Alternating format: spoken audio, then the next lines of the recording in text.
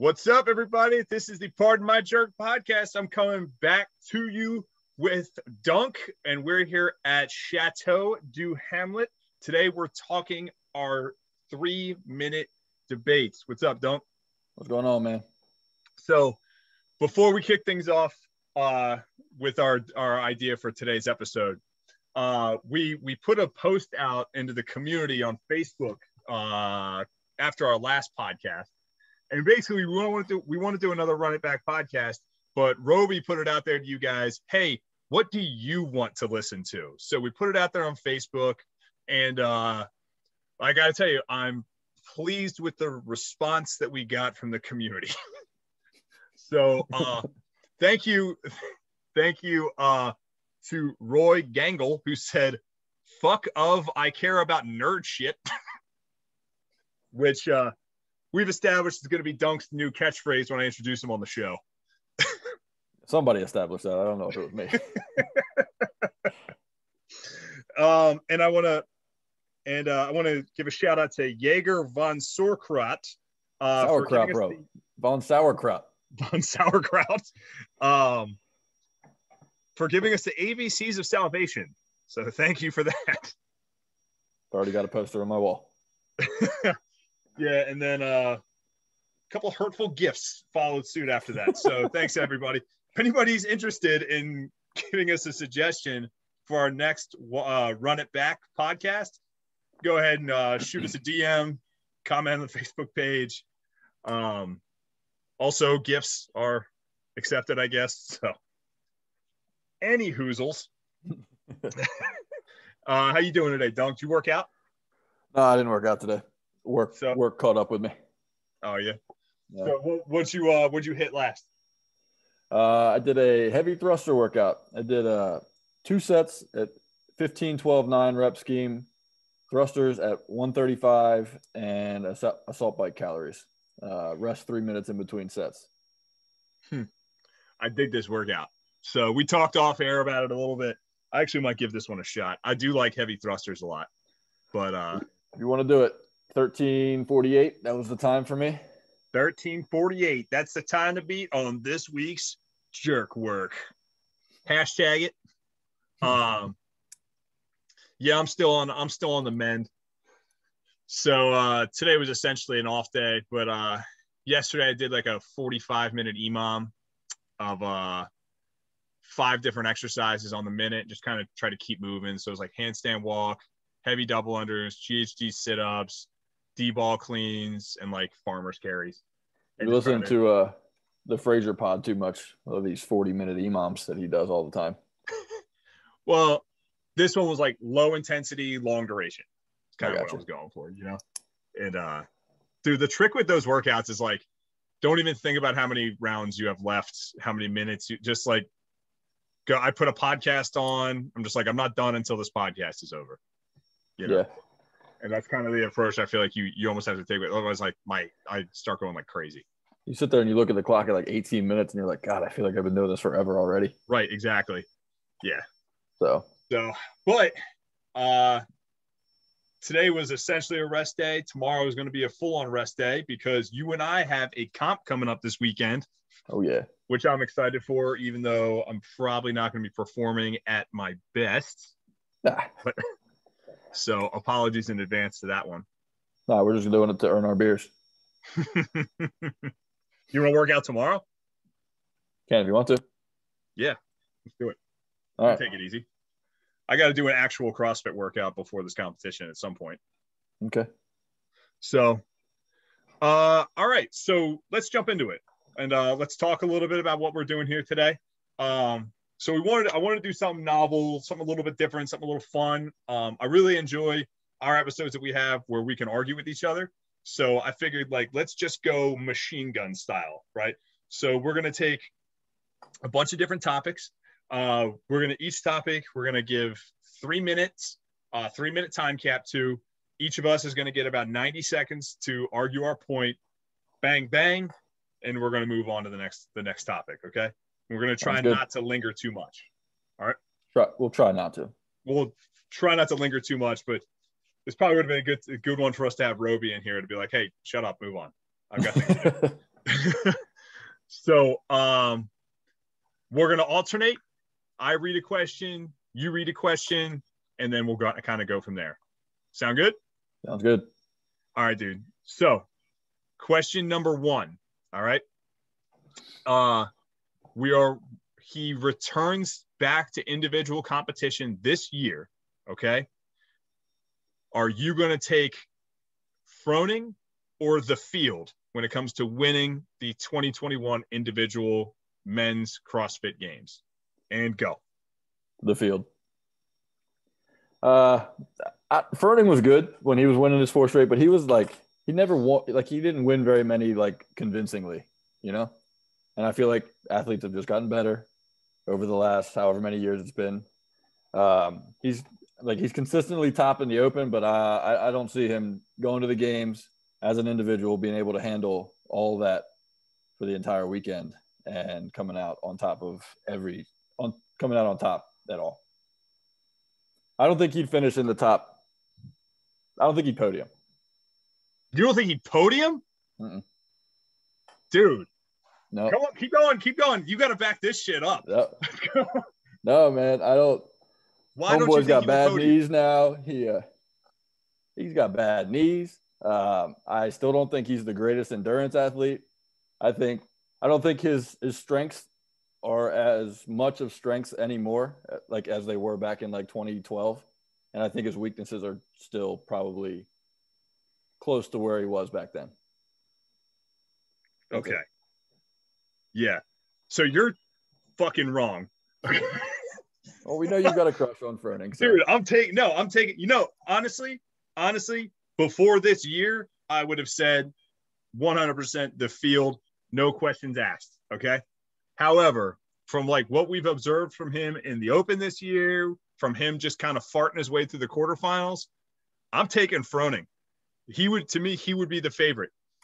So the favorite. Yeah. No. The favorite. I'm saying more than a 50% chance that he wins it. Yeah. Better like 2-to-1 odds. Or say like 3-to-5 odds. So because first of all, he performs in the open year in and year out, and that is an excellent predictor for where you're going to finish at the games for some reason. I don't know why. Okay. He performed in the open this year. He took 4th place. Okay. From what we saw, he performed during quarterfinals, and I think his weaknesses are absolutely a strength of his now. Plus, you're seeing team Froning. You're seeing like off into retirement, golfing in Florida Froning. Okay. If he shifted gears into individual, that dude would be burning the house down in terms of volume and what he'd be pouring on there. The guy, I don't even think the guy really lifts that heavy anymore. Exactly. Like, and he's still strong as shit. He's still strong, but no, I don't see it, man. Dude. I think he's past his prime. And time. All right, you're up. All right. You're on a desert island. If you had to pick one exercise to do for the rest of your life, what is it? If I'm picking one exercise to do for the rest of my life, this is a tough one between just bench press. No, actually, it's a toss-up between 2 exercises, but I know what I would go with. It'd be ring muscle ups or barbell clean and jerks. Ring muscle ups, I really enjoy doing them, and it's like every muscle in your upper body. But I think you would eventually just get really good at them, and I would just look like a lean gymnast type thing. Yeah. So I'm going to go clean and jerk. It pretty much works almost every single muscle in your entire body. You can keep progressing it. I can do light clean and jerks for aerobic work, and I can do heavy ones to try and get bigger and stronger. So you got the triceps, you got the shoulders, you got legs, you got the glutes, you got the back. Pretty much everything but like your biceps pretty much gets used on the clean and jerk. So if I'm going to stay like a relatively balanced athlete, that's what I'm going to go for. That was also what I was going to go for. I was going to get a little spicy though, and like say, instead of just like the movement of a clean and jerk, I was going to say bear complex. Oh, there you go. Is that a cop out? No. Yeah. No, I I mean, don't. bear complex hits everything. So. Well, okay, let's just take the barbell out of it completely. What are you picking for a desert island exercise? Ooh. Barbell out completely. I'm gonna say burpees. Burpees. Cardio. You sick bastard. Cardio. The push up, little chest pump. You know. Oh man. You can get weird with it and do like a burpee squat. You know, like do whatever you need to with it. Good for you. Can be a fit dude on that island. Well, so you're choosing the rings? I'd probably say ring muscle ups, like high rings. Yeah. No, that's not me. But yours doesn't even involve a piece of equipment. You could get, what happens when you get bored of burpees? Do a regular push up. All right. You got to pick. What happens when you get tired of ring muscle ups? But at least I have that. I can always just do burpees. I guess so. But the question wasn't what equipment would you use one exercise? You're right. All right. You're picking one of the 4 main cardio machines. Which one are you going with? I think I'm going with the ski erg. The ski erg? Not that I like the ski erg the best. I think it's just the best full body workout. It's either that or the rower. Like kind of pick your poison. I think the rower is going to hit your legs more, but like you can hit upper body with the ski erg and you can still hit all the cardio implements that you need to. I think you can nice little tricep workout in there, you know. Yeah, I think ski erg's the answer for me. I think the real answer really would be like a true form runner, but we'll take that out because that's. So I mean, wait. If the true form runner wasn't the 4th option, what? You're right. I was thinking like fan bike, C2 bike, rower, gotcha. And ski erg. I think those would be like the big 4, right? I still think I'd take the ski erg over the assault runner. I don't want to just run the rest of my life. I'm not going to be an ultra marathon. There are a lot of healthy people out there that just run. Like you can't replace running. Running is, and the true form. The thing about true form is it forces you to run correctly, so you can run for a very long time and be healthy. I'm going rower just because the rower is so versatile. Yeah, like the rower is a true endurance aerobic tool, but it can also be an anaerobic lactate threshold type of, like you can do 100-meter all out sprints, right? Mm-hmm. Or you can do a 5K, you know what I mean? And you can do everything in between and really change the stimulus on the rower. Yeah. And trust me, it really pains me to say that because I really hate the rower. I think it's really a flip of the coin. I think assault bike is easily behind those two, in my opinion. Just based I think on the assault bike has, like, of all those pieces, I think it has the least versatility. Yeah, I agree. Because if when you use the assault bike for like a true like sustainable endurance tool, I think that's where it starts to kind of fall short. But obviously for like lactate threshold, like work, that type of stuff, lactic intervals, like the assault bike is obviously amazing for that. Oh yeah. But all right. So if you could get rid of the history of either the 2019 or 2020 games, which would you choose? So nobody remembers anything from these games. They didn't happen. They're erased from the record books. Which one? Dude, this is a low-key tough question if you think about it. Because like 2019, in my opinion, was a better CrossFit Games, but that was the year that just tanked CrossFit as a whole. Like Glassman just set the house on fire. Yeah. And I think it just hurt, that year hurt the sport so much. You know what I mean? And then. So you're talking about the whole year. Yeah, I'm saying let's get rid of like the entire year. Okay. Whereas like 2020 was objectively a worse season, worse games, but it was there was a company behind it that really wanted to see it succeed. Yeah. So that's where it gets tough, man. I would probably say get rid of the 2019 games, even though I didn't hate those games as much as a lot of people did, just because of the tough to reverse damage that 2019 did to the sport and did to the company and the fanhood and the open. And that's all the stuff that I would love to see sort of time machined. Yeah. No, I'd go with the 2019 games too. And talking strictly games, I just hated all the cuts. I hated the way they did. I hated the way they did the cuts. I hated the events they did leading up to the cuts. I hated that Noah Olsen was in first place for so long. This vendetta you have against these two. This guy. 2019 for sure. 2020.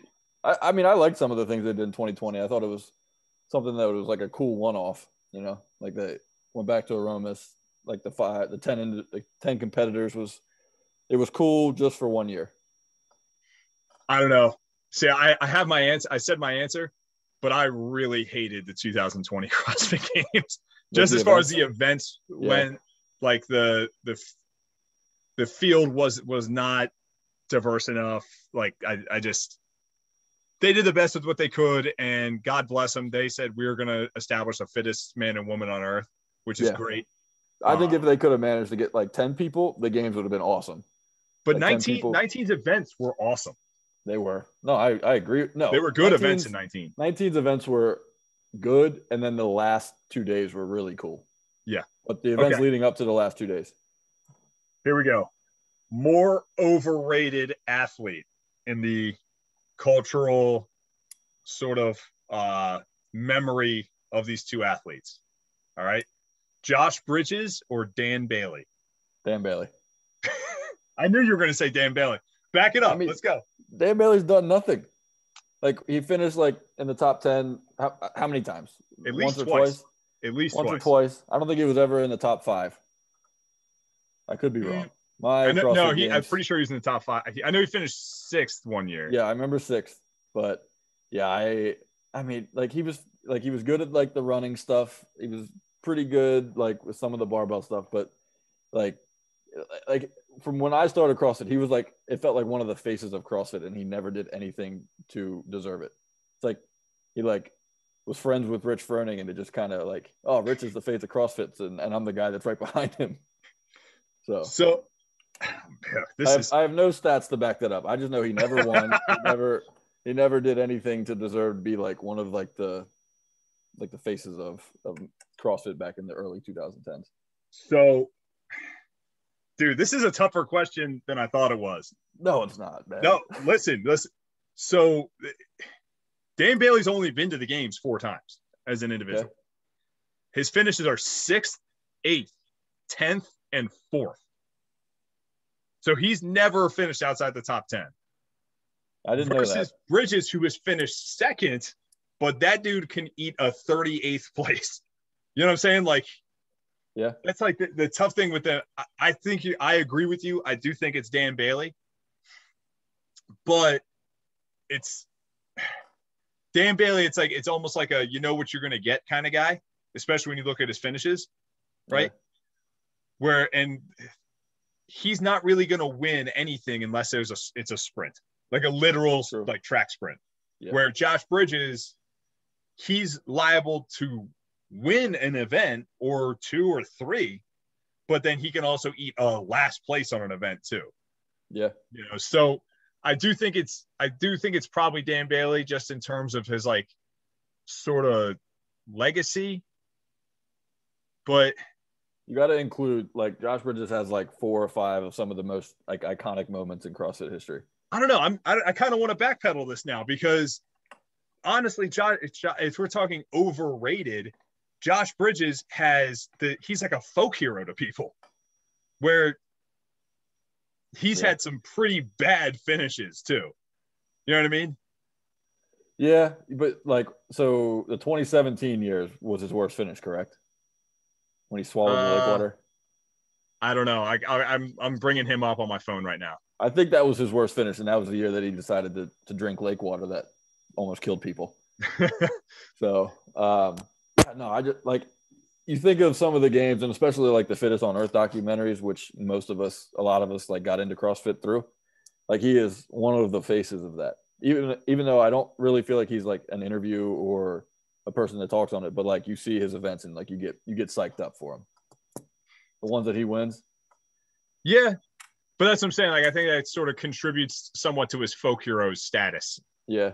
So his finishes. So Bridges has only been to 5 games. It sounds about right. But so he only has one more games finish over Bailey. Bridges finished 7th, 4th. I thought he finished 2nd one year. 7th, 4th, 13th, 29th, 31st. So if you just cut that last one off, his 31st finish, and just compare him and Bailey's his best 4 finishes, Bailey blows him out of the water. Yeah. But you wouldn't think that.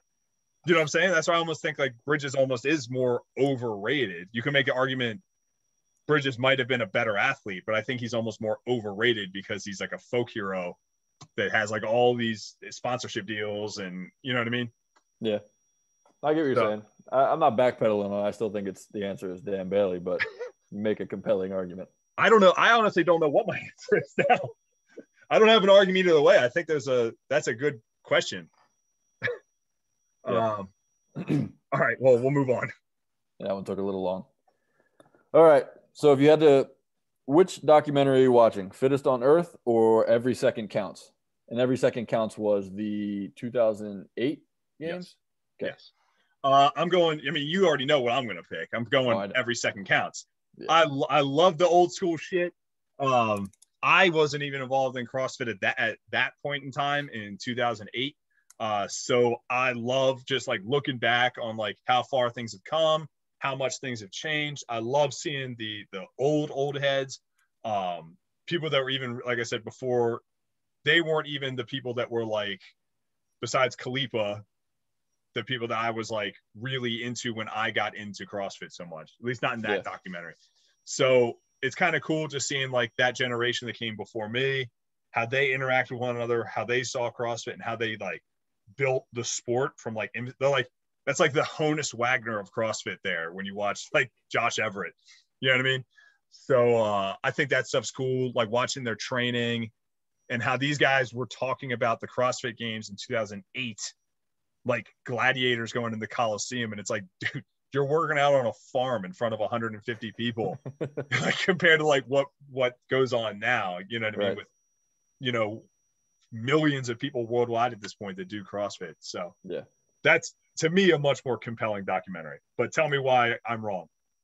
Well, I liked Every Second Counts, but Fittest on Earth 2015 Fittest on Earth was like, it wasn't what got me into CrossFit. Like, you had been making me do workouts for quite some time at that point, but like that was what like really put the nail in the coffin. It was like, all right, that's what I want to do. That's how I want to work out, you know? I hadn't seen anything quite like that.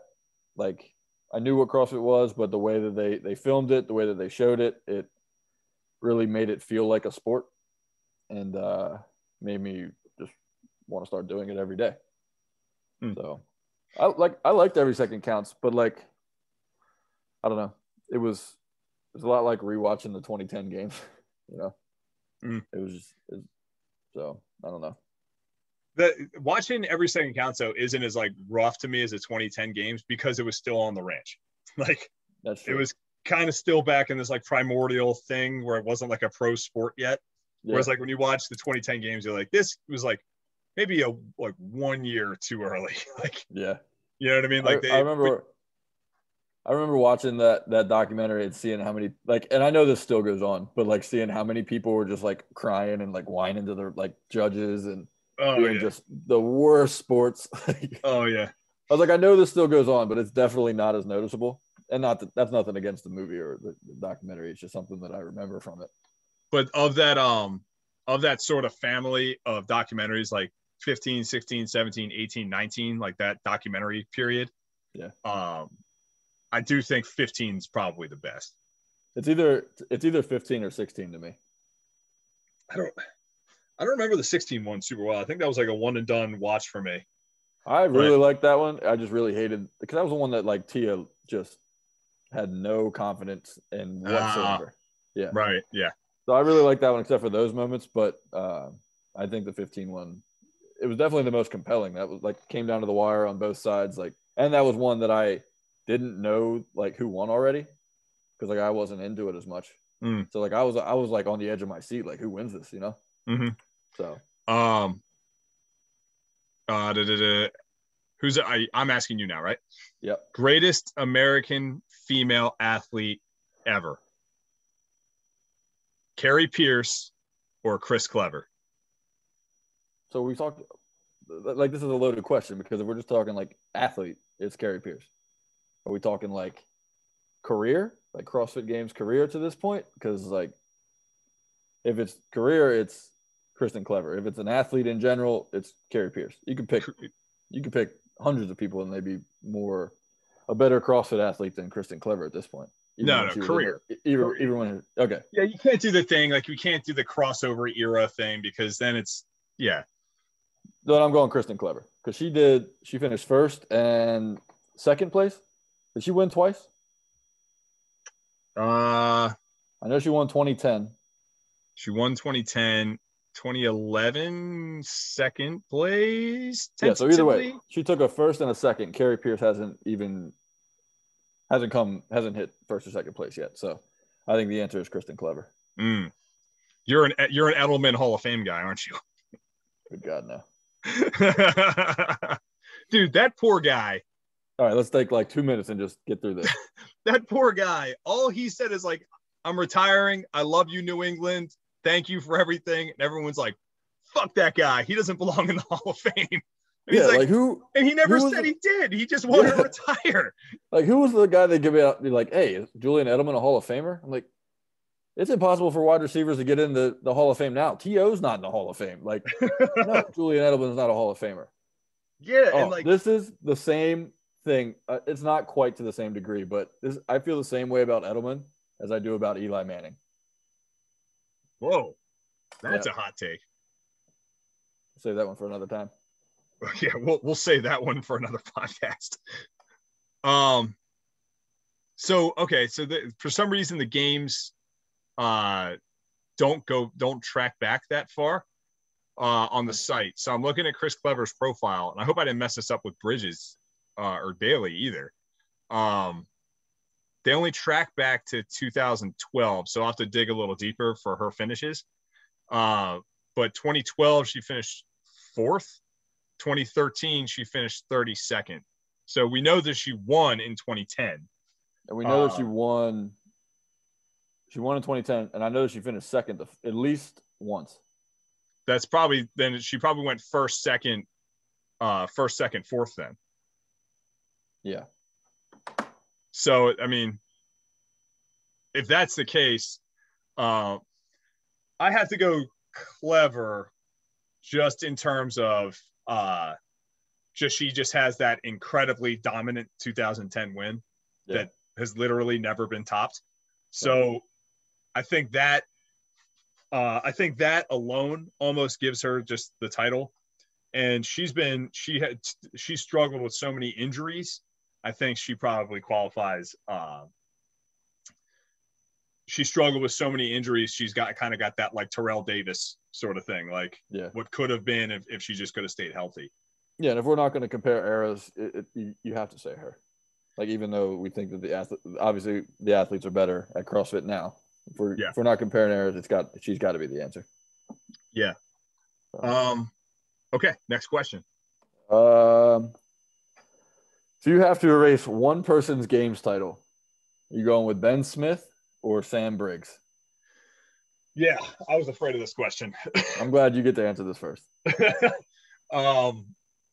Okay, so for anybody listening, the reason this one is a tough question is because they're both awesome and we love them and we're so happy to see them get a title. So it's like that's why it makes it difficult and you don't want to answer the question. I would probably, if I had to pick one, I'd probably take it from Briggs. And it sucks because like she's such a freaking treasure. I hate to take it from her, but I'm putting this under the when I posed this one to my wife, I was like, you got to pick one to get caught doing steroids. Basically, like, you know what I mean? Like, because first of all, that's the only way that this makes any sense, because you can't just go take it. You know what I mean? And I'm like, if you frame it from that reference, I'd probably rather it be Briggs, because I think there's probably you could probably look at Sam Briggs and be like, if she won a title, there's a good chance that it was programming that was very favorable to her that year, and that's why she won it. Yep. Versus Ben Smith, who's an exceptionally well-rounded athlete that moves extremely well and is very strong, but not the strongest in the field. You know what I mean? Ben Smith is like the definition of like a true generalist. Yeah. This has nothing to do with their personality, has nothing to do with the years they put in or anything like that. It's just, I think if you compare them side by side and who was actually the fittest person on earth that year, I think it's probably Ben Smith. So I'd probably pull it from Briggs. So you think Ben Smith was more closer to being like, he was more clearly the fittest person on earth as opposed to Sam Briggs? I would feel more comfortable saying Ben Smith was the fittest on earth than Sam Briggs, that in their particular years that they won it. But I would also fight anybody that would say that Sam Briggs was not the fittest person on earth in 2013. I think I have to go Briggs too, just because she's got some just jarring weaknesses. Right. You know, like, and Ben Smith has got like, he had some bad finishes. Like he didn't do great on like the sandbag over the wall thing. I know he finished poorly in that one. And I know he had a couple other bad ones, but like Sam Briggs's events, like anything like with a heavy barbell or God forbid she has to do a handstand walk, like, yeah, like that's like last place finish. So I think the correct answer is Sam Briggs. Right. And like, it seems like we found out like that she managed to probably skate a little bit that year, because we found out she's not a great handstand walker the following year. Yeah. So and it pains me to say, like, it gives me no pleasure to say it. It's funny when you watch like highlights of like those games, 2013, and then leading up to the 2014 games, dude, she was untouchable. Like people were like scared of her. It was like she was Tiger Woods or something. It's like no chance anyone in the world can beat Sam Briggs, and then they throw a handstand walk in at regionals, and she crumbles. Yeah, she showed up to regionals with her red golf shirt on and everything, and black pants. Okay, here we go. So, couple shots across the bow on this one.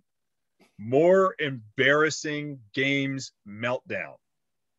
Katrin David's daughter in that like legendary rope climb at regionals, or Camille LeBlanc on the snatch event in 2015. Or I'm going to throw a third option in, or other, be specific. Go. I think I'm going to go. This is the reaction to the event. I think I'm going to go with Camille. Even though I think Katrin's was like a worse look, but like the meltdown factor of like Camille just blowing up at a judge is what took the cake. Because like Katrin just like kind of laid on the ground and cried and felt sorry for herself and made it a spectacle. But like Camille, like that judge had to be like scared for her life, or his or her life. Yeah. So, and apparently the meltdown kept going after the event was over. Yeah. Which apparently wasn't a good look either. And you know her English was terrible, like while she's yelling. So it's like you can understand like half of what's coming out of her mouth. I'm gonna disagree. I'm actually gonna say Katrin's. But then like somebody is listening and it's like, we'll probably spin it and like, well, she turned that into the 2-time game. Okay, yeah, this is great. The Ben Bergeron, this is the greatest thing that ever happened to you, was you sucking on a rope climb and moping about it. That's not what we're talking about. That's not what we're talking about. Yeah, right. But I would say Katrin's was worse, because I think in Camille's situation, it was a bad judge, and it was a bad call. Yeah. And you can chalk that to just like, oh, she's just fiery and passionate, which I don't agree with, but you can at least chalk it up that way. Yeah. And you can say like, oh, I just reacted negatively because I'm a passionate athlete, and that's how. Whereas like Katrin just quit. She just sat on the ground, cried, and felt sorry for herself, which is like, in my opinion, probably the worst reaction you can have in any situation as an athlete of any kind. Yeah. You know what I mean? That's just me personally, probably because I have more of a team sport background. So like, that's like, if you quit, like that's the worst thing you can do in a sport. And she did it like 2 years later too. On those freaking pegboards. You will never forgive her for that. No, I'll never forgive Castro for letting her win. That's right. Yeah, right. All right, let's move on. All right. So if you had to give the title to one athlete let's just say in the last 10 years, you go in Panchek, Saunders, or if you can think of somebody else. I'm going to say I want Panchek to get it because I feel like Kara has like, she's almost been to the mountaintop and she's like,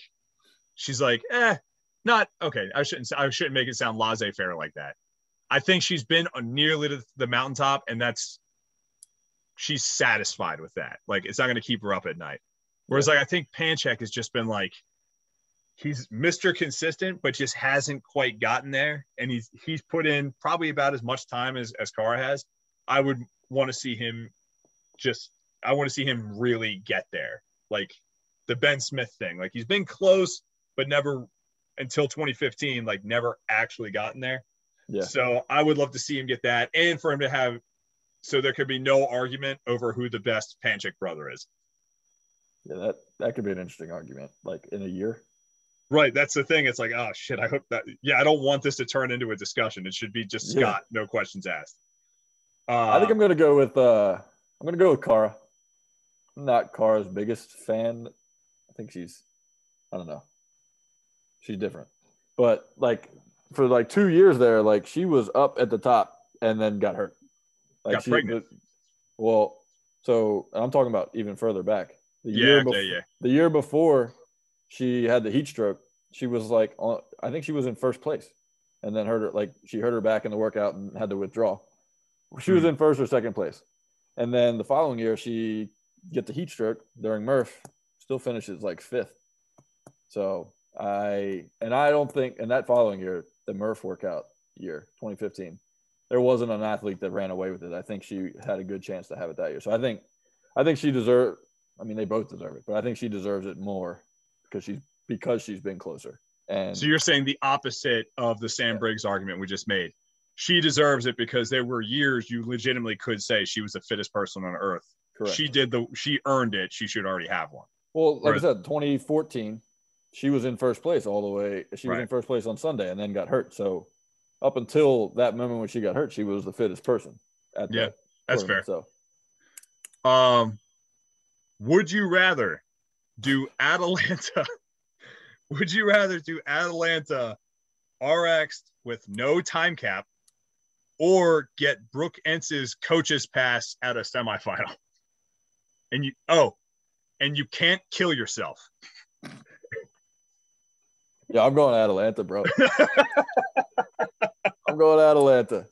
I'll take 2 hours to do the workout and a 2-hour ice bath afterwards for my knees, but I'm doing Atalanta. Yeah, I think one way or another, I'm putting my body in serious risk of harm. Yeah. One's like the slow burn. I think I'm with you. I'll do Atalanta and just take the hospital run. Dude, there's mental repercussions for that weekend with Brooke Entz. Yeah, right. Those things that just kind of live with you for a long time. Yeah. Yeah, you'd have PTSD. Also, she just doesn't seem like a super fun person to hang out with all the time. So no, I can't imagine having a good conversation with her. I could at least get some friends to do Atalanta as a team while I do it. Yeah, just like to keep me company. Yeah, we could all hang out while you do it, or while we do it. You know. Oh shit. Okay. All right, let's get into some fun ones here. Who you got, Eddie Hall or Thor in the boxing match? Thor. I'm going to take the reach. Thor's a better athlete. He was a basketball player. I'm going to go Thor. Even if Thor is a weaker boxer, which I think there's a good chance he is, I'm going to take the guy who I think has a superior reach, superior level of athleticism. Okay. Yeah. I'm going Eddie Hall.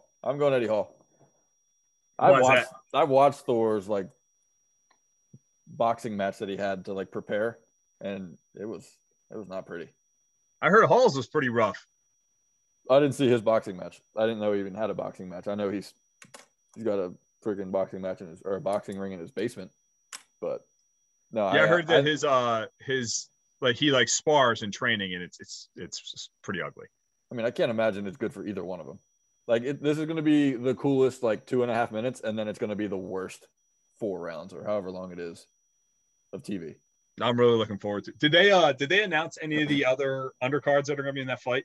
No, but I have a theory of at least one person, and it's Steffi Cohen. It's got to be Steffi Cohen. That's a great theory. that is a really good call. I like that because she's all about boxing. She's been really training. Likes attention, and she's gonna enjoy the payday. It's got to be her. I just don't know like another like fitness like female. Like Dana Lynn Bailey. I guess. There are you kidding me? There is a bottomless well of Instagram model chick like that fitness expert chicks that would jump into that boxing match. I'm sure that they would jump into it, but like, and they've all got a following, but like enough of a following to like be a person on an undercard, you know? Like I feel like there are probably 30 or 40 women out there in the world that have more Instagram followers than Eddie Hall and Thor. That's probably that are just fitness. That's probably chicks. a generous number. That's probably a generous number. What you think? There's fewer? I'm thinking there's way more. Right. I'm saying they're just women that are just into working out, and they just happen to be hot. Yeah.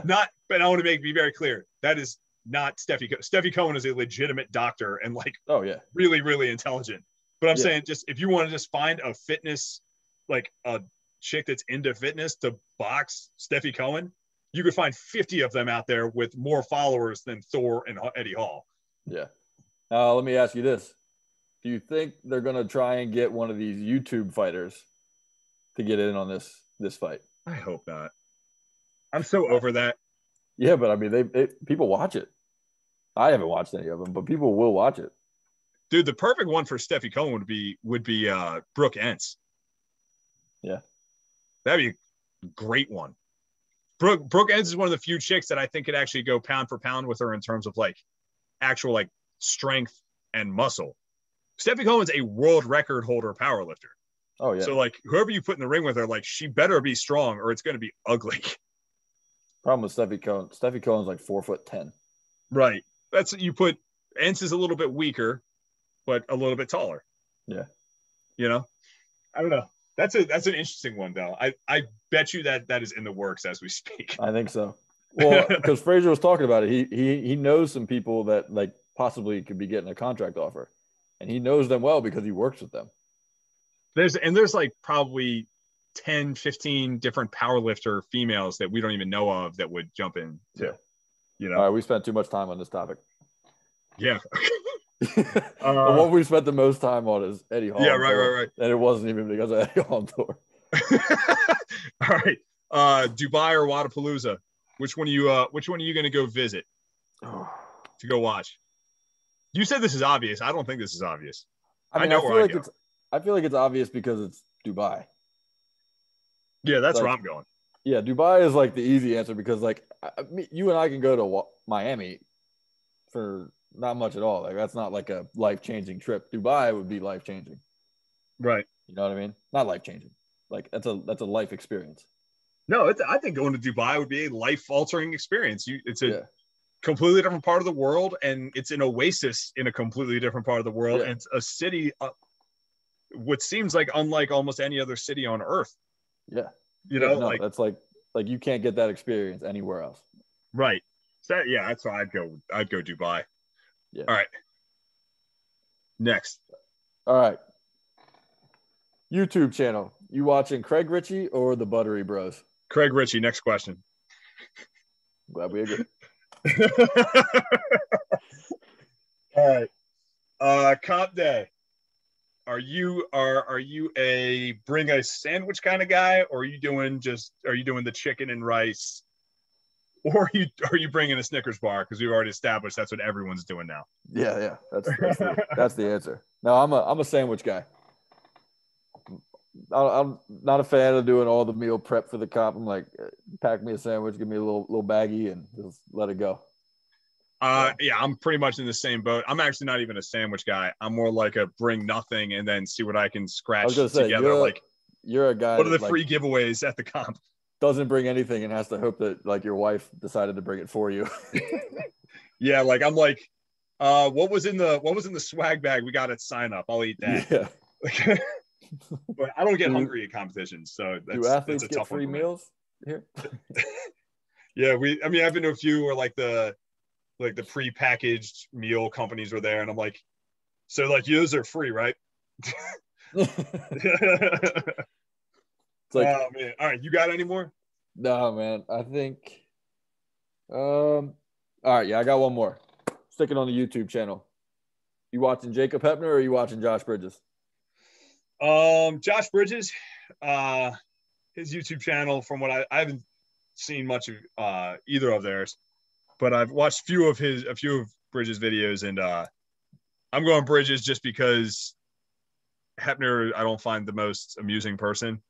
And at least with Bridges, I'm going to get like a good workout. Like I'll get good workout ideas. But most of his videos are kind of like, you've seen one of them, you've pretty much seen most of them. Yeah. You know, I'm going Hepner. I think he's got a little bit more interesting. Got a little bit more diversity to his channel. Probably. I'll give you that. I mean, there's not much to talk about on that one. All right. Well, I don't want to do it from there. Thanks for listening today, everybody. Give us a follow on Instagram. Give us a follow on Facebook. And hey, we want to do another Run It Back podcast. So if you guys have any suggestions on anything you want to see or hear from us, shoot us a DM, shoot us an email. We'd love to hear from you guys.